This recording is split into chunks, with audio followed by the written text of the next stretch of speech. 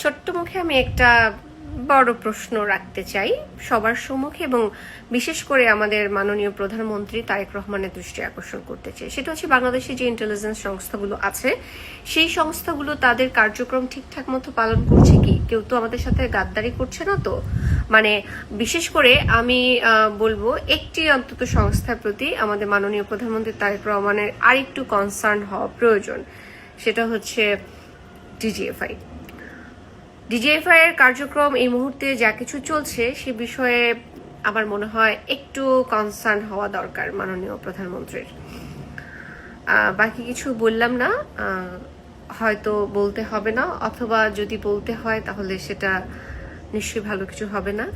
So আমাদের গোয়েন্দা সংস্থা যারা আছেন আপনাদের উদ্দেশ্য বলছি যে আপনারা যদি ভুলভাল কোনো কাজে লিপ্ত হয়ে থাকেন বা বায়াসড হয়ে থাকেন, আমরা সাধারণ জনগণ হিসেবে আপনাদের কাছে আন্তরিকভাবে অনুরোধ জানাবো যে সেই জায়গা থেকে নিজেদেরকে বিরত রাখুন। দেশটা আপনার, আমার, আমাদের সবার, সেই দিকে খেয়াল রেখে দেশের কোনো কিছু যাতে বিনষ্ট না হয়, দেশের তথ্য জানি বাহিরে চলে না যায়, সেই দিকে আপনারা খেয়াল রাখবেন। আর আমরা তো আছি আপনাদের সাথে।